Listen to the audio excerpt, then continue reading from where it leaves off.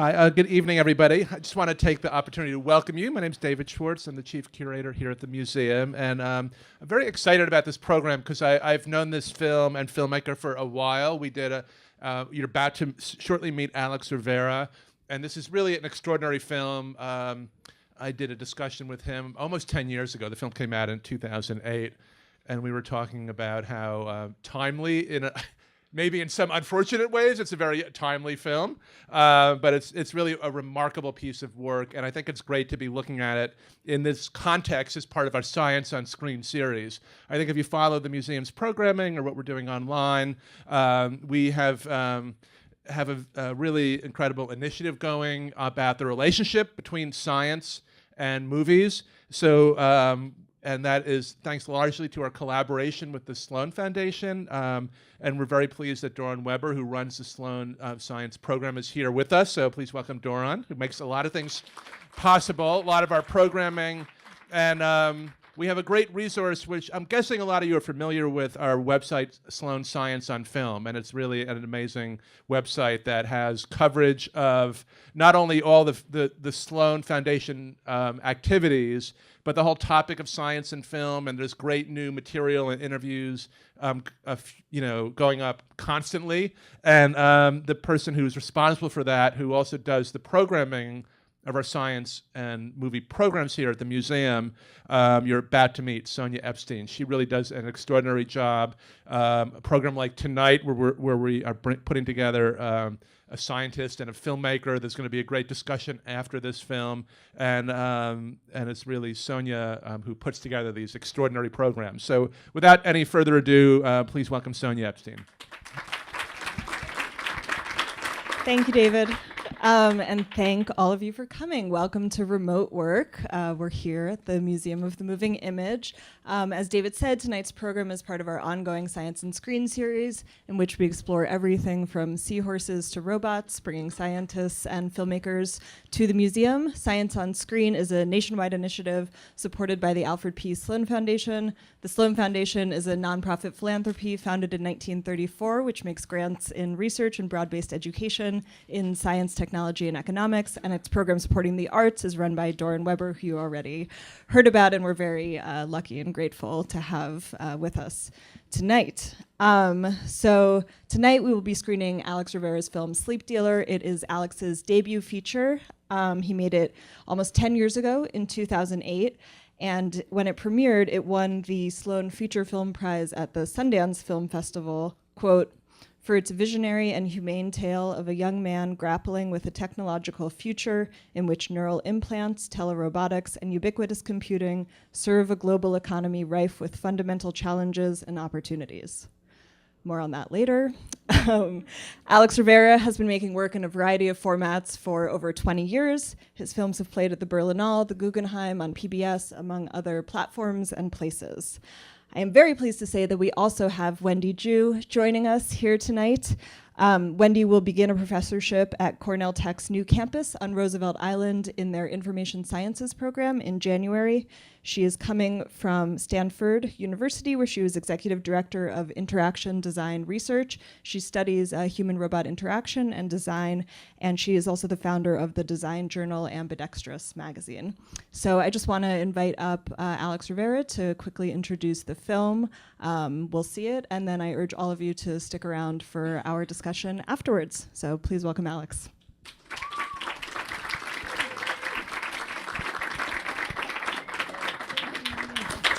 All right. Thank you, everybody. Well, thank you.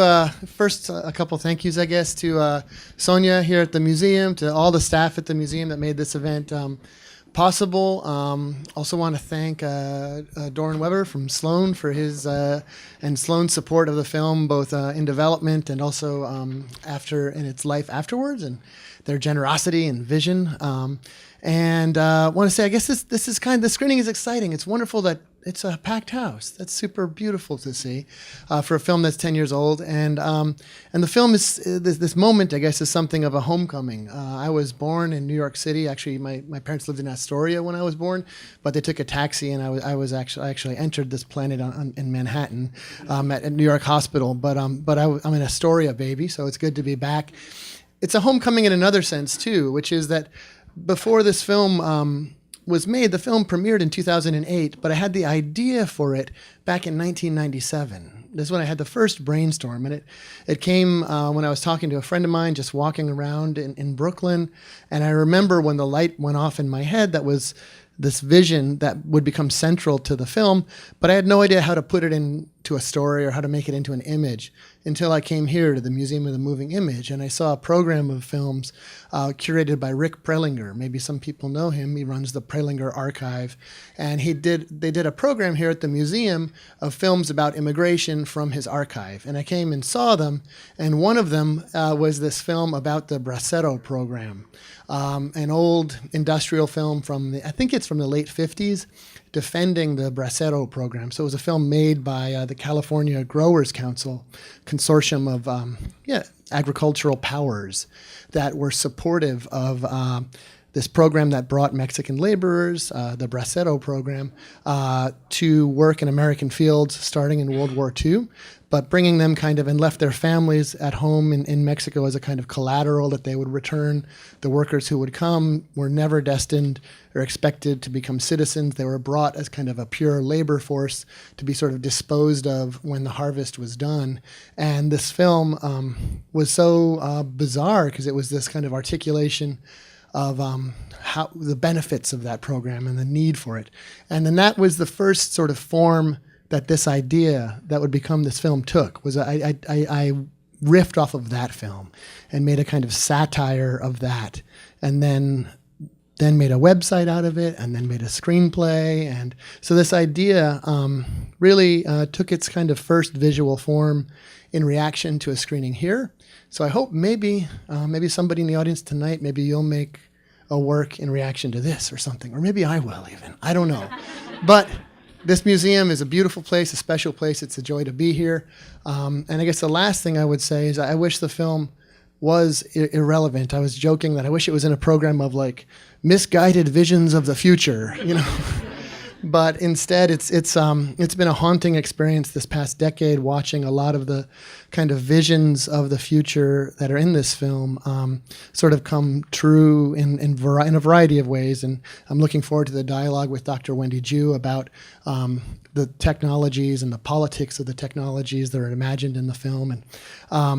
But it's been my experience over these 20 years of making work about immigrant lives, about the U.S.-Mexico border, that when we look at immigrant stories, when we consider immigrant lives, often we feel like we might be looking at the periphery of our country or the periphery of the American conversation, that here we are, we're this country and they're kind of outsiders. But I would really encourage all of us to flip that around, that the immigrant, the migrant is actually the central icon of what the age we're living in. And when we consider them, we see the future. And that's been my experience in a variety of ways, and happy to talk about that more in the dialogue afterwards. But I thank you so much for coming. It's really awesome to be here, and I look forward to the conversation on stage afterwards, and hopefully an informal one after that. Thank you.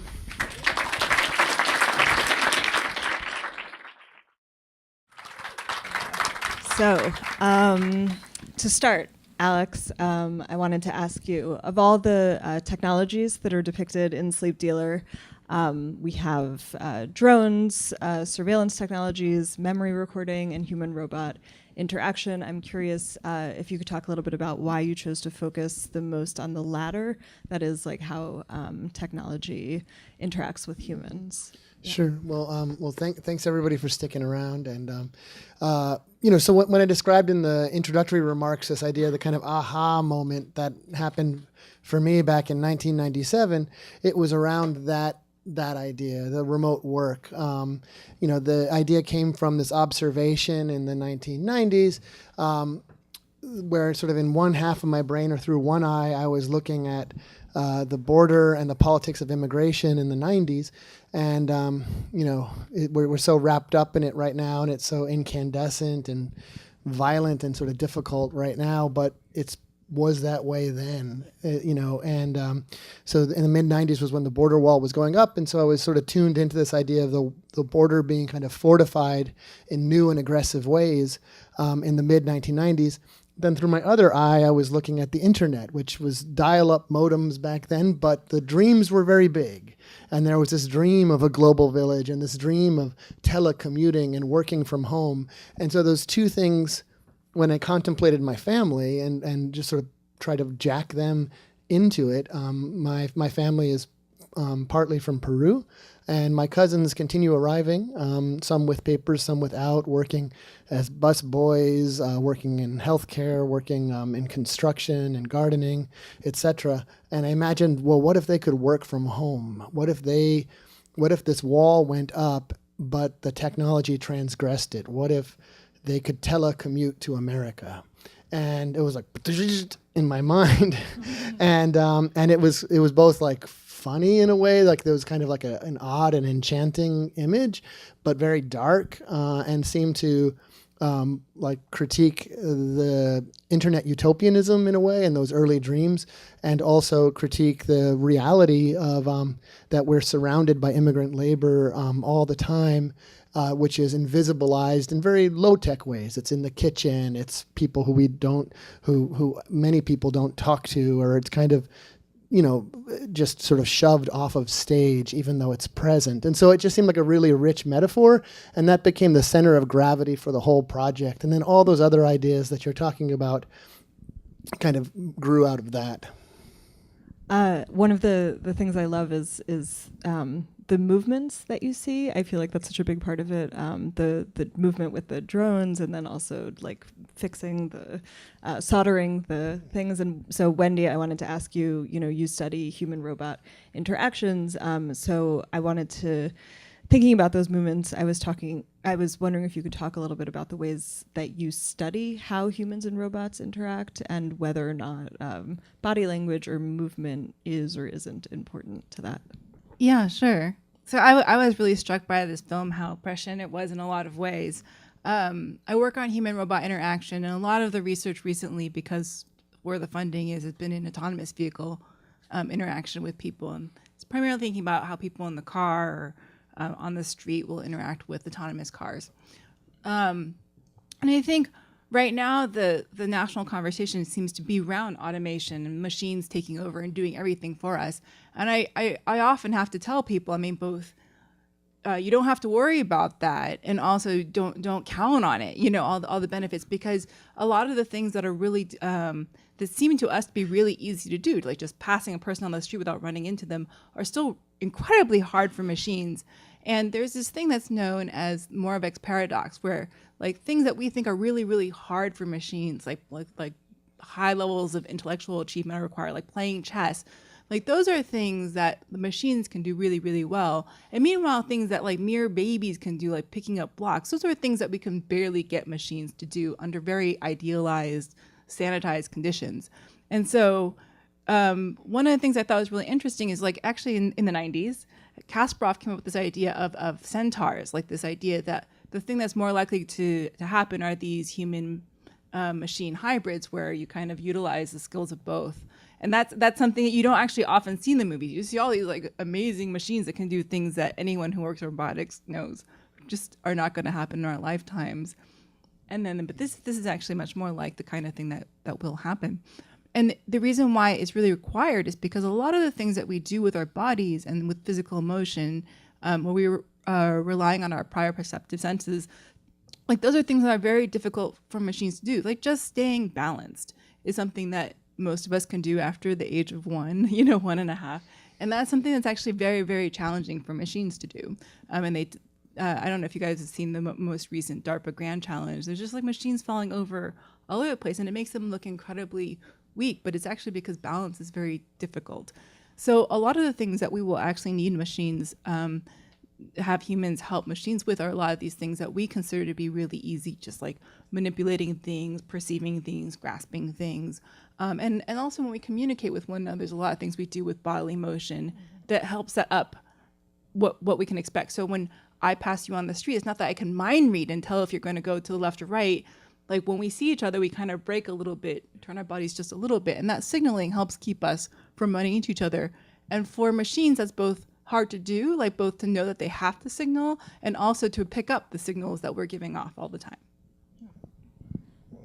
Well, I've been so interested in trying to like complicate even the border between artificial intelligence and human labor, and looking at all these ways in which since I guess a lot of these phenomena since Sleep Dealer, but ways in which human labor has been kind of mobilized to teach and create artificial intelligence. So systems like Amazon's Mechanical Turk, where they're distributing, zillions of tasks that people perform to teach an algorithm how to read. There was a famous experiment where the Defense Department needed to read Arabic Twitter, and it was having a hard time using an algorithm to translate Arabic Twitter because of all the shorthand. And so they posted, 1 million Arabic tweets on Mechanical Turk, Amazon's digital distribution labor platform, and and humans translated them to teach the AI. And so, do you guys know about Mechanical Turk?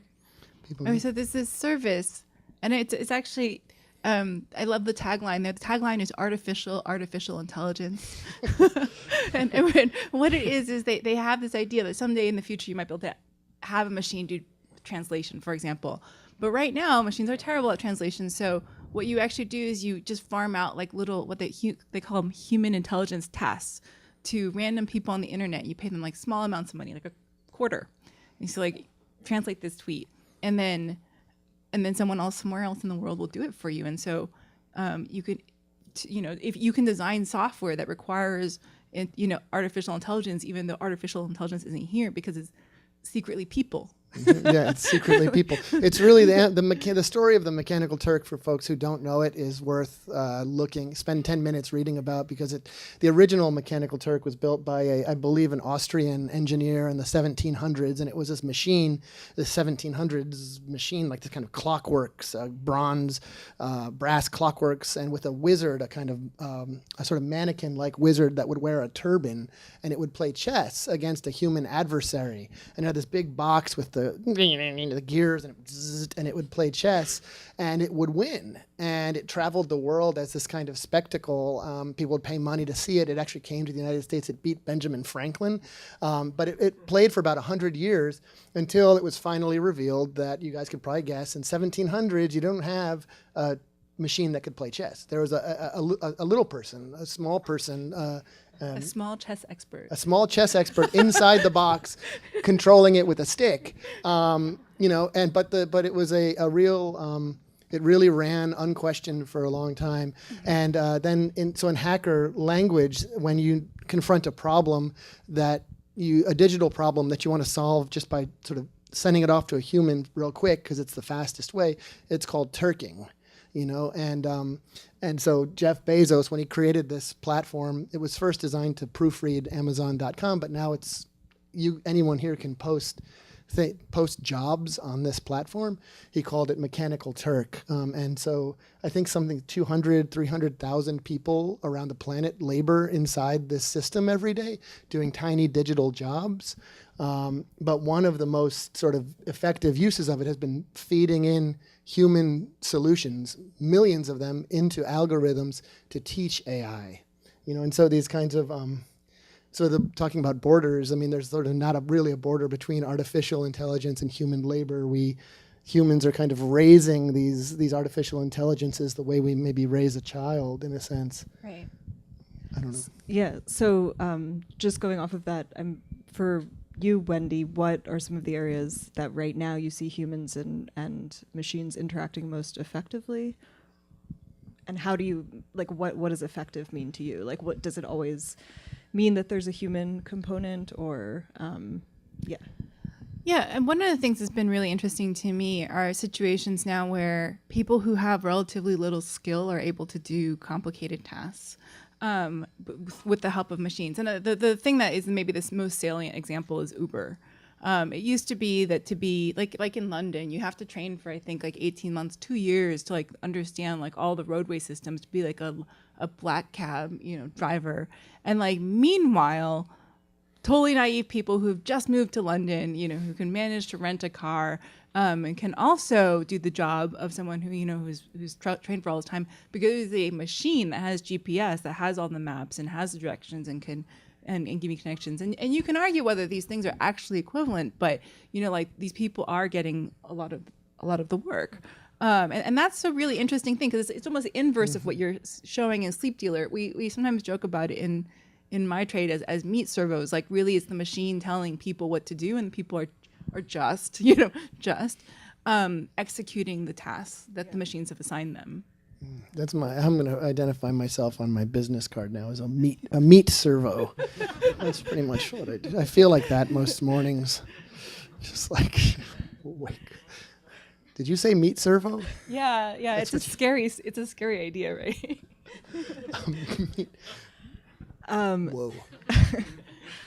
Okay, so for I guess I'm curious about this for both of you. In Sleep Dealer, I think that what you're doing, Alex, is you're showing how this network technology has both pluses and minuses.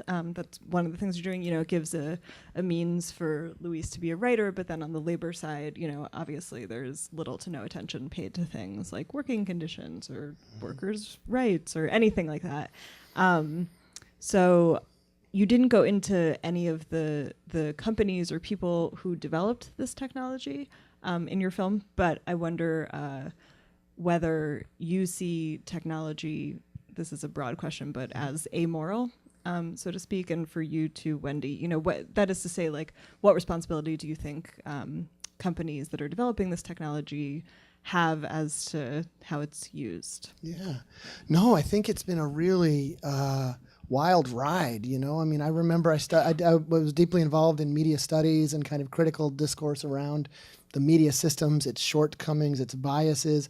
In the early 1990s, when it was still very much broadcast television was this model, and we had this picture of it as a kind of enemy, this like castle on the hill where they emit a signal that is hegemonic, decided to line up with corporate interests. And what if we could have a system where we could all broadcast, and wouldn't it make democracy better? And so then the internet started to occur. I was there in Seattle, the WTO protests in 1999 when they did the first indie media transmissions, very early video streaming, and it felt like we won, like we got this. It's going to, the people from below are going to have a method to transmit and to share truth. Yeah. 20 years down the line now, I think we're in a moment where people are like, what went wrong with that plan? Like these architectures of networks have not, they've produced monopolies. They've produced vast architectures of disinformation, malinformation, balkanizations of our sort of psychological experiences of being a nation, all kinds of like unexpected and horrible network effects, empowering white supremacists as much as empowering anyone else, and I think we're in a phase right now, I hope we are, of like trying to bend our mind and escape some of the really wrongful utopian shell that was wrapped around this project, and say like I recently I've started to think about a printing press, like a press that publishes books. If I knew of a press that was publishing Nazi literature, publishing white supremacist literature, printing books, I would think they should be challenged and called out, a problematic endeavor. Why is Twitter, which publishes that kind of content constantly, and it doesn't have, you don't criticize it that way? Why? The sort of veneer of democracy that these companies have kind of wrapped themselves in needs to be sort of torn apart and questioned. When I made this film, I was thinking it was kind of amoral, and it was just sort of a new battlefield, and that's kind of how I hope the film leaves you thinking. It's not meant to be anti-technology or pro-technology. It makes you feel like it's going to do things that are going to alienate people and also create new forms of solidarity. And who knows who's going to win. Get in it and fight. That's kind of the message of the film. Right now, I feel more suspicious of the project, the digital project, and that we need to do some deep work to build something really better. Do you want to answer it all, or is Oh, yeah. I mean, I guess I'm a person who likes drama. And so I find these things really interesting. There are moments, of course, like recently where it comes a little close to home. But what I find is really interesting is like these moments of drama that happen because we're making these connections in different places. I mean, one thing I think that we're starting to see is that, like, with globalization, you have a lot of these things that are actually conflicts where there's people have different standards of living or different kind of just they're in different places in their kind of like civic development. And when we suddenly are all shoved together, like that's going to create drama. You know, it's going to have problems. Like there are a lot of countries where the human rights situation are, you know, are it's in a situation where, like, me, we were probably there 20 years ago, but like now that we're all kind of like seeing each other and talking to each other, like it becomes unacceptable, and it feels to everyone like we're criticizing each other. I think it's interesting. I think the dialogue is good. I don't see any way out except through, you know, and so from that perspective, I guess I'm for it, you know. But I mean, I think things like autonomous cars, I talk to people all the time who are designing these technologies, and they say crazy things like, oh, if we can get an autonomous car to drive in Pittsburgh, it can drive anywhere. And I think, like, I mean, have you driven in Ireland, you know, or India, you know, like the driving is something that's, like, for example, like an incredibly social activity. There's a lot of culture that's involved in that. And there's a lot that we're communicating with each other, even though we're using machines. And the people who design the technologies are not the most socially savvy people, so they like tend to like kind of just have like it's not even rose-colored glasses, they just have blinders on, and they don't see these things. And a lot of the research we're trying to do is to point out, like, this is going to be important. This is going to be a moment of drama. So we have time for a couple questions, if there are any. Yeah, in the back. Alex, you show in your movie about water as a commodity, right? And the access to water being a problem. And we're also seeing how access to technology and the internet is becoming a little bit of that. Have you thought a lot about that? Or The access to the internet has become kind of a... net neutrality and... I mean, yes. I mean, I've definitely been thinking about net neutrality and aware that they're trying to get rid of it. You know, it's really concerning and frightening, but I think in the sort of panorama of what formation the digital space has taken, and like I mentioned, the various monopoly forces that are there, that no one seems to be really, there's not much of a critical discussion about any of those large problems with the digital space, that the internet that we that the internet, its reality in the present is very, very distant than what its dream and the original impulses were, and it's dealing with those concentrations of power that ISPs represent, concentration of power that Google, Facebook, these different mega companies represent, Amazon. I mean, confronting all of that and trying to imagine a landscape that's more democratic, I think, is a multi-pronged kind of set of mission, I suppose, and defending net neutrality is one part of it.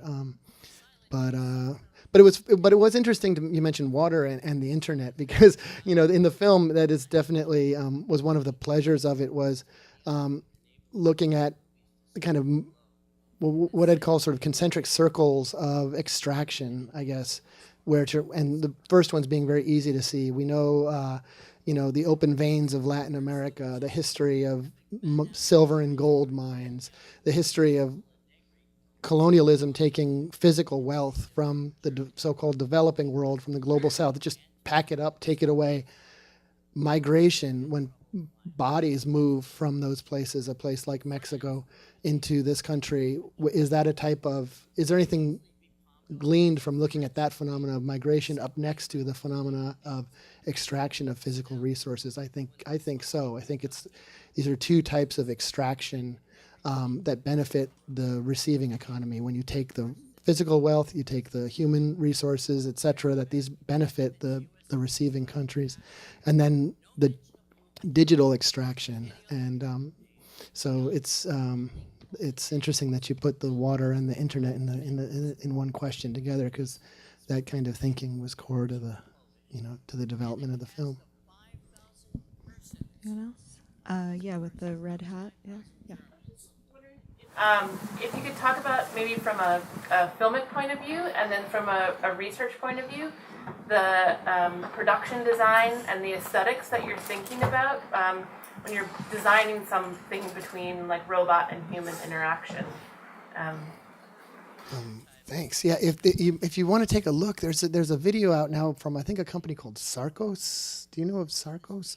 So I just saw this. It's a company that's doing telepresent robots. So they're humanoid-ish. They're mostly arms on a tractor type of base, and then you can control them. A human operator controls them remotely, and they even have a demo on the YouTube. You can see it where they're doing construction work, much like in this film, and it really freaks me out because the robot actually looks a lot like our robot. It's because it's a little kind of tractor base and big arms, and that was our concept in the production design. Just drawing and building in 3D graphics was that it would be primarily. Going back to my opening comments about the braceros, right? The bracero is in Spanish comes from the word brazo for arm.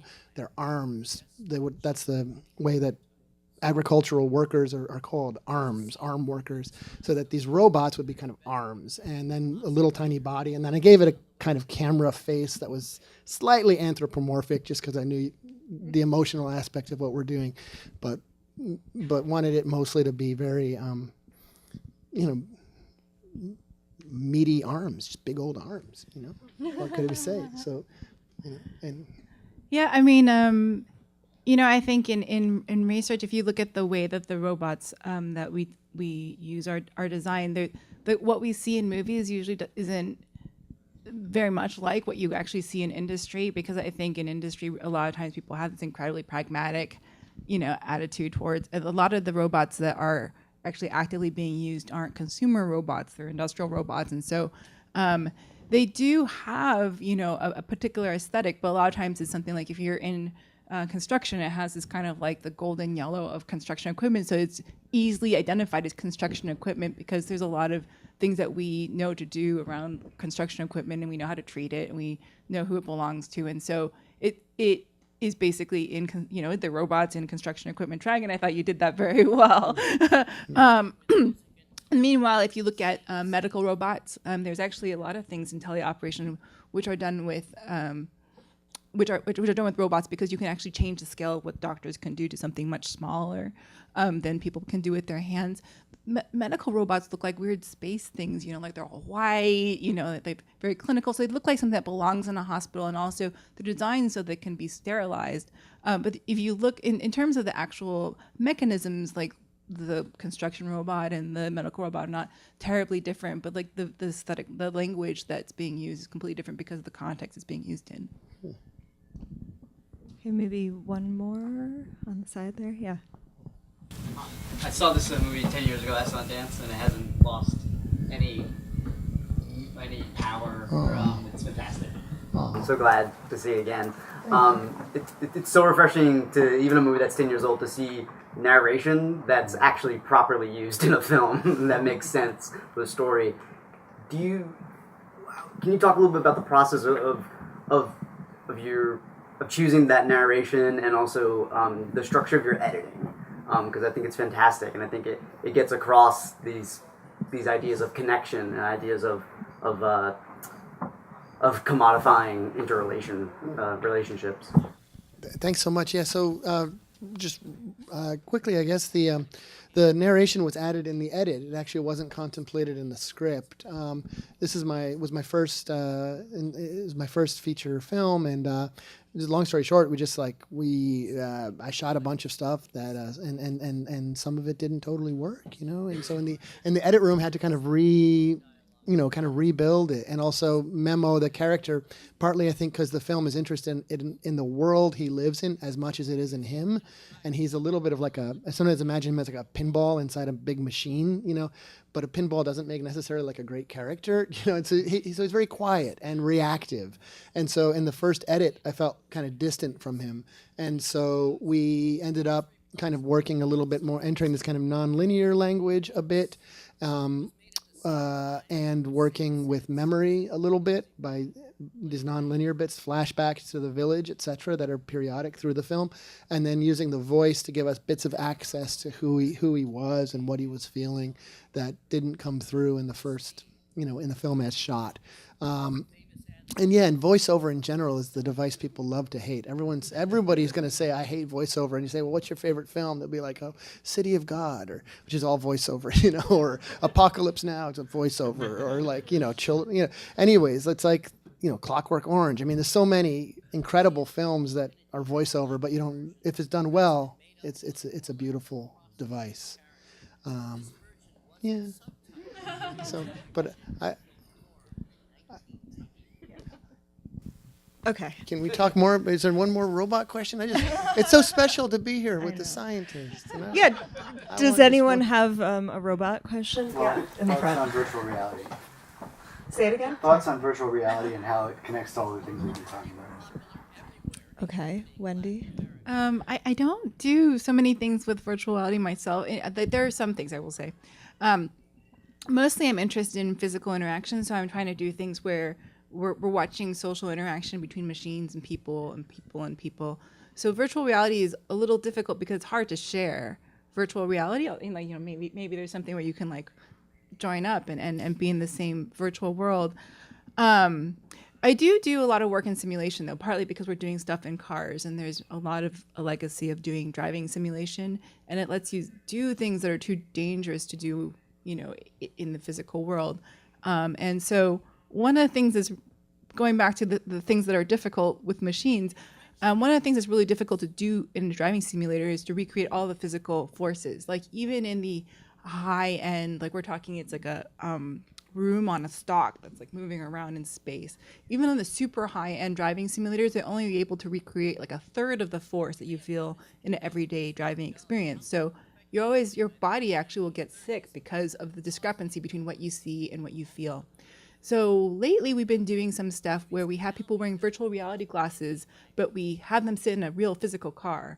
And then we drive them around, and then you can have things like have pedestrian walkouts and like cars cutting in. They're all simulated, so there's no actual danger, but physically it feels like you're moving forward because you're moving forward. And so that's the way I've been using virtual reality lately. It's a really weird mix. But it's really far from anything filmic. I love it. You started your answer. I don't know much about virtual reality, but we tie people into virtual reality and drive them around cars and simulate all this stuff. I really don't know much about virtual reality, but it's I've experienced it. For me, and I've been working on a project in that format, which uses the sort of two paradigms of VR in my mind anyways. One of them is 360 video. A lot of, the New York Times, you could get 360 video on your phone and kind of look around a video sphere. The other type of virtual reality, I don't know what it's technically called. I call it spatial or volumetric, where you put on the headset and you can actually walk, sit down, look around, because the image that you're perceiving is being generated by a video game engine. And so you're inside of an actual 3D architecture that you're really embodied in.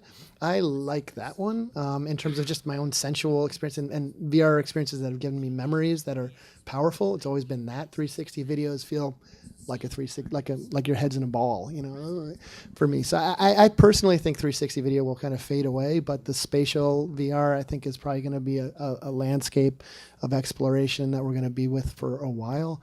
And then thinking about it, there was a lot of hype, as there always is, around these technologies being like an empathy machine or somehow transcendent of the self and power. There's this virtual reality world that's being built now, a metaverse. The first thing that was erected in it was Pepe the Frog. They built a Pepe the Frog inside this VR world. So my point is mentioning that is just that as these new technologies come online, new paradigms, networks, cryptocurrencies, virtual reality, the next things that are happening, I'm very interested in trying to understand what's the conversation so we can sort of maybe have different results than the internet, where it's not going to somehow, where we start off thinking it's an empathy machine and it comes out to be a kind of horror of sorts, because I think it totally could.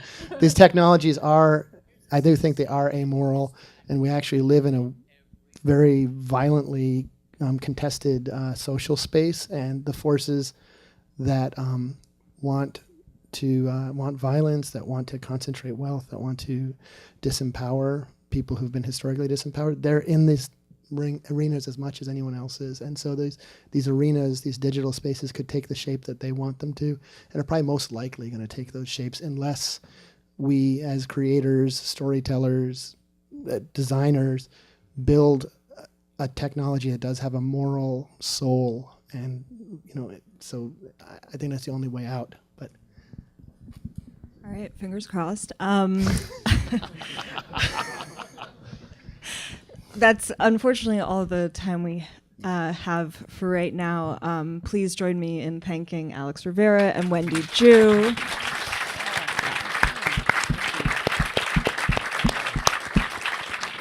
And thank all of you for coming. I will say, in case anybody feels like continuing the conversation informally, there is a very good Mexican restaurant across the street. And so, if just putting that out there. But also, please stay tuned to scienceandfilm.org for upcoming Science on Screen programs. I can say that one of the next ones will be in February, a screening of underwater films taken in the 1930s. Come back. Thank you for coming. See you again, I hope. Good night.